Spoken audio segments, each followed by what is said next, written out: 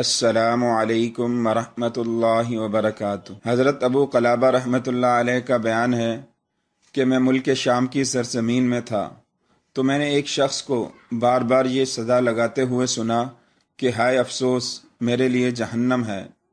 میں اٹھ کر اس کے پاس گیا تو یہ دیکھ کر حیران رہ گیا کہ اس شخص کے دونوں ہاتھ اور پاؤں کٹے ہوئے ہیں اور وہ دونوں آنکھوں سے اندھا ہے اور اپنے چہرے کے بل زمین پر اوندھا پڑا ہوا ہے، بار بار یہی کہہ رہا ہے کہ ہائے افسوس، میرے لیے جہنم ہے۔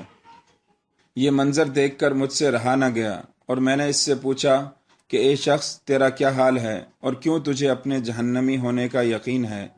یہ سن کر اس نے کہا، اے شخص، میرا حال نہ پوچھ، میں ان بد نصیب لوگوں میں سے ہوں جو امیر المؤمنین حضرت عثمان غنی رضی اللہ تعالی عنہ کو قتل کرنے کے لیے ان کے مکان میں گھس پڑے تھے۔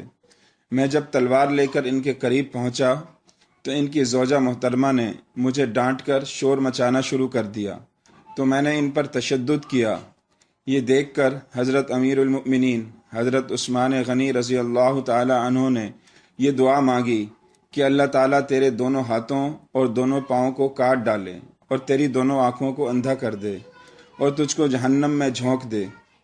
اے شخص، میں امیر المؤمنین کے پرجلال چہرے کو دیکھ کر اور ان کی اس قاہرانہ دعا کو سن کر کانپ اٹھا اور میرے بدن کا ایک ایک رونگٹا کھڑا ہو گیا۔ میں خوف و دہشت سے کانپتے ہوئے وہاں سے بھاگ نکلا۔ امیر المؤمنین کی 4 دعاؤں میں سے 3 کی ضد میں تو آ چکا ہوں۔ تم دیکھ رہے ہو کہ میرے دونوں ہاتھ اور دونوں پاؤں کٹ چکے ہیں اور دونوں آنکھیں اندھی ہو چکی ہیں۔ اب صرف 4تھی دعا یعنی میرا جہنم میں داخل ہونا باقی رہ گیا ہے اور مجھے یقین ہے کہ یہ معاملہ بھی ہو کر رہے گا۔